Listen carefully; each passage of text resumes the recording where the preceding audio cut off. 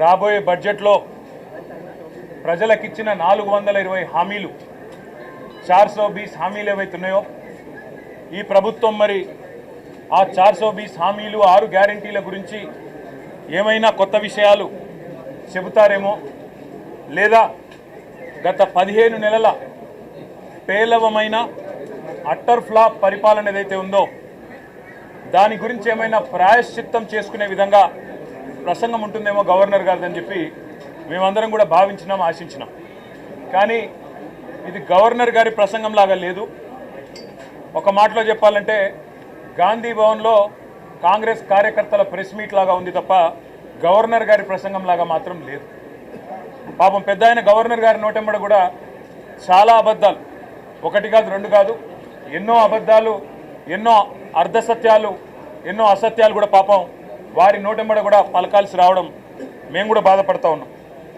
కాంగ్రెస్ సర్కారు యొక్క ఘోర వైఫల్యం వల్ల ఈరోజు రాష్ట్రంలో రైతాంగం ఆందోళనలో ఉంది. ఎక్కడికక్కడ పంటలు ఎండిపోతున్నాయి. రైతులు ఇప్పటికే 480 పైచిలకు మంది రైతులు ఆత్మహత్య చేసుకున్నారు. వాళ్లకు కనీసం ఒక్క మాట, వాళ్లకు సాంత్వన చేకూర్చే మాట, వాళ్లకు ఉపశమనాన్ని ఇచ్చే మాట, వాళ్ళకు భరోసానిచ్చే ఒక్క మాటనన్నా గవర్నర్ నోటెంబడి వస్తుందేమో. పంటలు ఎండిపోకుండా కాపాడుతాం, నీళ్ళు ఇస్తాం, బుద్ధి తెచ్చుకున్నాం, ఇకనైనా బుద్ధితో మెదులుతామని చెప్పి ఒక్క మాటన్నా చెప్తారేమో అనుకున్నాం. ఒక్క మాట కూడా వారి నోటెంబడ రాలేదు. అసలు ఈరోజు వరకు రాష్ట్రంలోని ఏ గ్రామంలో కూడా 25 నుంచి 30% మించి రుణమాఫీ జరగలేదు. ఇది నిర్వివాదం. ఇది మేము శాసనసభలో పోయిన సమావేశాల్లోనే అడిగినాం. ముఖ్యమంత్రి గారు సొంత ఊరికి పోదామా, సొంత నియోజకవర్గానికి పోదామా, ప్లేసు డేటు టైము మీ ఇష్టం, ఊరు కూడా మీ ఇష్టం. ఒక్క ఊళ్ళో 100% రుణమాఫీ అయితే మేమందరం రాజీనామా చేసిపోతామని చెప్పి కూడా చెప్పినాం. కానీ మళ్ళీ ఈరోజు గవర్నర్ గారి నోటెంబడ రుణమాఫీ అయిపోయింది, లక్షలాది మంది రైతులు సంతోషంగా ఉన్నారు అని చెప్పి అబద్ధాలు చెప్పించి గవర్నర్ గారి స్థాయిని కూడా దిగజార్చి ఈ కాంగ్రెస్ ప్రభుత్వం మళ్ళొక్కసారి తన భ్రష్టత్వాన్ని, తన నీచత్వాన్ని బయటపెట్టుకుంది. పెట్టుబడి సాయం అందని రైతులు రుణమాఫీ కాక, పెట్టుబడి సాయం జరగక, కేసీఆర్ గారి టైంలో ఉండే రైతు బంధును కూడా కనీసం అమలు చేసే పరిస్థితి లేక ఆగమాగమైపోతుంటే ఇవాళ రైతు బంధు మొత్తం అందింది. అది మాత్రమే కాకుండా రైతు కూలీలకు కూడా సాయం చేస్తున్నామని చెప్పి గవర్నర్ గారి నోటెంబడ ఇవాళ అబద్ధాలు చెప్పించడం అంటే గవర్నర్ గారికి కూడా అవమానం. ఇది వారు కూడా గుర్తించాలని చెప్పి కూడా మేము కోరుతా ఉన్నాం. సాగునీటి సంక్షోభం రోజు రోజుకు తీవ్రమవుతా ఉంది. కేవలం కేసీఆర్ గారి మీద గుడ్డి ద్వేషంతో, మా పార్టీ మీద గుడ్డి కోపంతో అక్కడ మేడిగడ్డను రిపేర్ చేయకుండా 15 నెలలు ఎండబెట్టడం వల్ల ఇవాళ మొత్తం గోదావరి పరివాహక ప్రాంతంలో ఎండిపోతున్న ప్రతి ఎకరా పంటకు బాధ్యత తీసుకోవాల్సింది రేవంత్ రెడ్డి అనే ఈ ముఖ్యమంత్రి. రేవంత్ రెడ్డి అనే చేతగాని ముఖ్యమంత్రి వల్ల ఈరోజు రాష్ట్రంలో లక్షలాది ఎకరాల్లో పంటలు ఎండిపోతుంటే, ఆ పంట ఎండిపోయి అవస్థలు పడుతున్న రైతులు, తమ పొలాన్ని నిప్పు పెట్టుకుంటున్న రైతులు, తమ పొలంలో ఇలా గొర్రెలను మేకలను మేపుతున్న రైతులు వాళ్ళు ఎదురు చూసిండ్రు గవర్నర్ గారి ప్రసంగం నుంచి. ఒక్క మాటన్న వస్తుందేమో, మేము పంటలను ఎండిపోకుండా కాపాడుతాం, మేమున్నాం, ఈ ప్రభుత్వం భరోసా ఇస్తున్నది, మీకు రిపేర్ చేస్తాం మేడిగడ్డను, ఇన్ని రోజులు కేసీఆర్ గారి మీద గుడ్డి కోపంతో తప్పు చేసినాం అని ప్రాయశ్చిత్తం చేసుకుంటారు అనుకున్నాం. ఆ సోయి కూడా ఈ ప్రభుత్వానికి లేదు. కనీసం ఒక్క మాట మాత్రంగా కూడా ఎండుతున్న పంటలు, సాగునీటి సంక్షోభం, 480 మంది రైతుల ఆత్మహత్యలు, వాటి గురించి ఒక్క మాట కూడా మాట్లాడకపోవడం అంటే రేవంత్ రెడ్డి ప్రభుత్వం యొక్క ప్రాధాన్యతలు ఎట్లా ఉన్నాయో దీన్ని బట్టే అర్థం చేసుకోవచ్చు. ఇవాళ భారతదేశంలో బహుశా ఏ రాష్ట్ర సెక్రటేరియట్లో జరగని అత్యంత ఘోరమైన నీచమైన పరిస్థితి మన రాష్ట్ర సెక్రటేరియట్లో జరిగింది. 20% కమిషన్ ఇయ్యందే ఇక్కడ బిల్లులు వస్తలేవు అని చెప్పి కాంట్రాక్టర్లు ఆర్థిక శాఖ మంత్రి, ఉప ముఖ్యమంత్రి గారి ఛాంబర్ ముంగట ధర్నా చేసే పరిస్థితి రాష్ట్రంలో బహుశా ఎన్నడూ కూడా గతంలో లేదు. మరి భారతదేశంలో కూడా బహుశా ఎక్కడా లేదని నేను అనుకుంటా ఉన్నా. ఇవాళ 20% కమిషన్ తప్ప విజన్ లేని ప్రభుత్వం ఇది. ఈ విజన్ ఉంది, ఆ విజన్ ఉంది, ఏఐ, డేటా సైన్సెస్ అని పెద్ద పెద్ద మాటలు. విజన్ లేదు, మన్ను లేదు, కమిషన్ తప్ప. No vision, only commission, only 20% commission అనే విధంగా ఇవాళ ప్రభుత్వాన్ని నడుపుతూ ఢిల్లీకి మూటలు పంపుతూ ఇక్కడ చిన్న కాంట్రాక్టర్లను, సర్పంచ్లను, చిన్న చిన్న వ్యక్తులను వేధించి చివరికి ఓవర్సీస్ స్కాలర్షిప్లు ఇవ్వకుండా గురుకులాల్లో తిండి పెట్టకుండా ఈరోజు పిల్లల్ని చంపుతున్న అరాచక ప్రభుత్వం రేవంత్ రెడ్డి ప్రభుత్వం, కాంగ్రెస్ ప్రభుత్వం. కనీసం గురుకులాల్లో ఉండే అధ్వాన్నమైన పరిస్థితుల గురించి ఒక్క మాట చెప్తారేమో అనుకున్నాం. దాని గురించి ఒక్క మాట లేదు. చనిపోయిన 83 మంది పిల్లలకు కనీసం ఒక మాట సానుభూతి చెప్పి సంతాపం చెప్తారేమో అనుకున్నాం. ఒక్క మాట కూడా వారి గురించి ప్రస్తావన లేదు. అదే మాదిరిగా ఇంకా విచిత్రం, 10 ఏళ్లలో కేసీఆర్ గారి ప్రభుత్వం ఆనాడు 4,17,000 కోట్ల అప్పు చేస్తే 4,17,000 కోట్ల అప్పు చేస్తే అంటే సంవత్సరానికి 41,000 కోట్ల అప్పు చేస్తే అప్పులు అని గుండె బాదుకున్న కాంగ్రెస్ సన్నాసులు ఇవాళ ఒక్క సంవత్సరంలో 1,62,000 కోట్ల అప్పులు తెచ్చిన విషయం ఒక మాట చెప్తారేమో అనుకున్నాం. సరే, కేసీఆర్ ప్రభుత్వం కొత్తగా ఏర్పడ్డ తెలంగాణకు ఒక బలమైన పునాది వేయాలని బ్రహ్మాండమైన పథకాలు, రైతులకు వ్యవసాయానికి మాత్రమే 10 ఏళ్లలో కేసీఆర్ ప్రభుత్వం ఖర్చు పెట్టింది దాదాపు 4.5 లక్షల కోట్లు. రైతు బంధు రూపంలో 73,000 కోట్లు, రుణమాఫీ రూపంలో 28,000 కోట్లు, ఇరిగేషన్ ప్రాజెక్టుల రూపంలో, అదేవిధంగా వ్యవసాయ పనిముట్ల రూపంలో, మెకనైజేషన్ రూపంలో, డ్రిప్ రూపంలో, సబ్సిడీల రూపంలో, ఉచిత విద్యుత్ రూపంలో మొత్తం 4.5 లక్షల కోట్ల రూపాయలు తెలంగాణలోని 70 లక్షల మంది రైతులకు ఇవ్వడం వల్ల ఇవాళ భారతదేశంలో తెలంగాణ వరిధాన్యం ఉత్పత్తిలో నెంబర్ 1 అయ్యింది. కానీ ఇవాళ గవర్నర్ గారి ప్రసంగంలో ఏం చెప్పుకుంటున్నారు? భారతదేశంలోనట రేవంత్ రెడ్డి ఉద్దారకం వల్ల తెలంగాణ నెంబర్ 1 అయిందట వరిధాన్యం ఉత్పత్తిలో.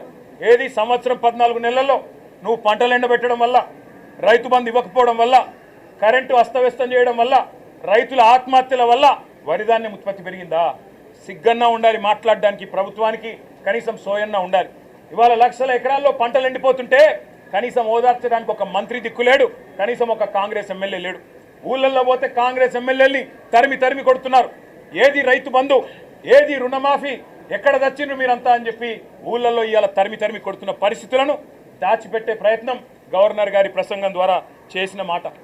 1,50,000 కోట్లు, 1,62,000 కోట్లు అప్పు చేసి ఒక్కటంటే ఒక్కటి కూడా పథకాన్ని ప్రారంభించని ఒక అసమర్థ ప్రభుత్వం రేవంత్ రెడ్డి ప్రభుత్వం.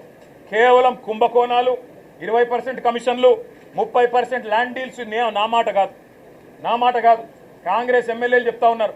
30% కమిషన్ ఇస్తేనే మా మంత్రులు పనిచేస్తారు, 20% కమిషన్ ఇస్తేనే బిల్లులు వస్తాయి అని ఇవాళ స్వయంగా కాంగ్రెస్ ఎమ్మెల్యేల నోటంబడ వస్తున్న మాటలు, కాంట్రాక్టర్లు సెక్రటేరియట్లో ధర్నాలు చేస్తున్న పరిస్థితి. ఈ దుస్థితి గురించి గవర్నర్ గారు ఏమన్నా చెబుతారేమో.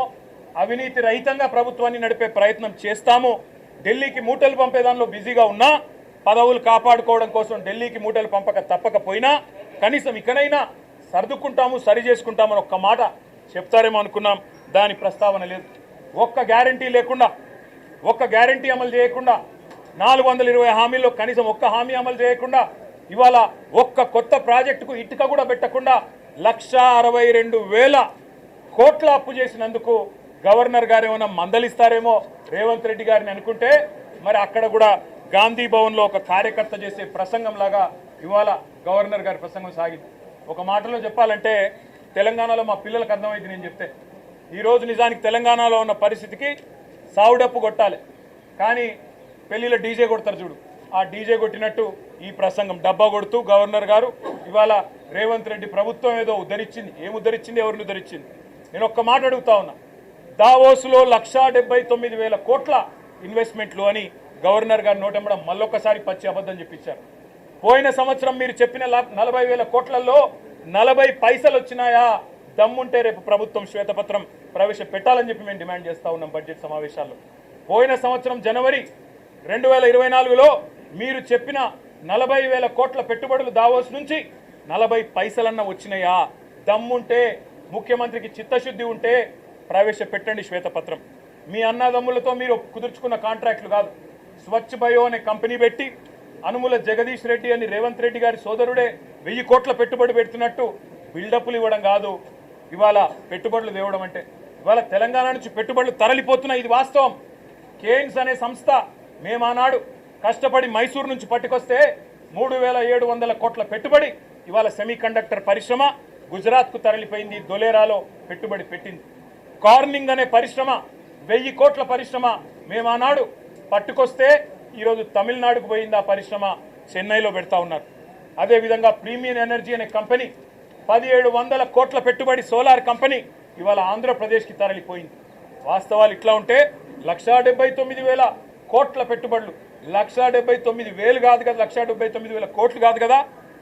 ఈ ప్రభుత్వం ఎంత అసమర్థ ప్రభుత్వం అంటే కొత్తగా ఒకరు కూడా పెట్టుబడి పెట్టడానికి ముందుకొచ్చే పరిస్థితి లేదు. వీళ్ళ ఆర్ఆర్ ట్యాక్సులు, వీళ్ళ కమిషన్లు, వీళ్ళ దాడికి తట్టుకోలేక నిర్మాణ రంగం కుదేలైపోయింది. రియల్ ఎస్టేట్ మొత్తం అస్తవ్యస్తం అయిపోయింది. ఇప్పటికే నిర్మాణ రంగం పూర్తి స్థాయిలో పడిపోయిన పరిస్థితి. ఇంకోవైపు ప్రభుత్వమే స్వయంగా చెప్తా ఉంది ఇప్పటి వరకు తమ ఫిస్కల్ టార్గెట్లు రీచ్ కావడం లేదని బడ్జెట్లో కూడా చెప్తారని అనుకుంటా ఉన్నాం.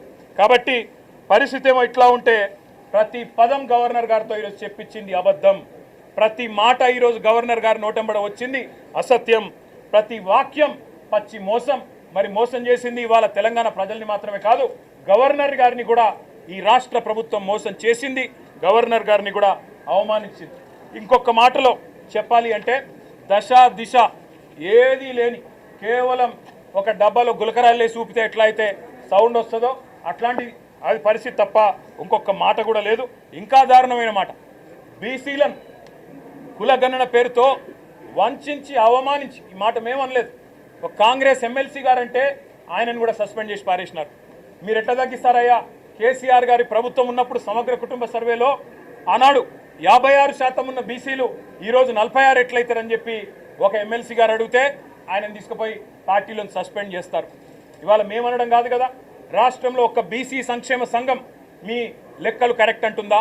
ఒక్క బీసీ బిడ్డ మీ లెక్కతో ఏకీభవిస్తున్నాడా? అదేవిధంగా మీ ఎమ్మెల్సీలు మీ ఎమ్మెల్యేలైనా కనీసం వాళ్ళైనా ఏకీభవించే పరిస్థితుందా? ఇవాళ కులగణన పేరుతో బీసీలను వంచి వాళ్ళను కూడా మోసం చేసి వాళ్ళ సంఖ్య కూడా తగ్గించి వాళ్ళను ఉద్ధరించినట్టు సోషల్ జస్టిస్ అని ఇవాళ గవర్నర్ గారి నోటెంబడ అబద్ధాలు చెప్పడం అంటే నిజంగా కూడా సిగ్గుచేటు. అదేవిధంగా కాంగ్రెస్ తల్లిని తీసుకొచ్చి రుద్ది, కాంగ్రెస్ తల్లిని సెక్రటేరియట్లో పెట్టి, రాహుల్ గాంధీ తండ్రిని సెక్రటేరియట్ ముందు పెట్టి అదేదో గొప్ప పని చేసినట్టు, తెలంగాణకు వాళ్ళేదో ఉద్ధరించినట్టు సిగ్గు లేకుండా మాట్లాడుతున్న ఈ ప్రభుత్వానికి మేము చెప్పేది ఒకటే, కాంగ్రెస్ తల్లిని రాహుల్ గాంధీ తండ్రిని మంచిగా భద్రంగా ప్యాక్ చేసి గాంధీ భవన్ పంపిస్తాం 3 ఏళ్ల తర్వాత, తప్పకుండా ఎక్కడ పెట్టుకోవాలో అక్కడ పెట్టుకోండి అని చెప్పి కూడా తెలియజేస్తూ, గవర్నర్ గారి ప్రసంగం ఈరోజు పూర్తి స్థాయిలో ప్రజలను వంచడమే కాకుండా, ప్రజలను మోసం చేయడమే కాకుండా గవర్నర్ గారి ప్రతిష్టను కూడా తగ్గించిందనే మాట కూడా నేను మీకు తెలియజేస్తా ఉన్నా. Thank you.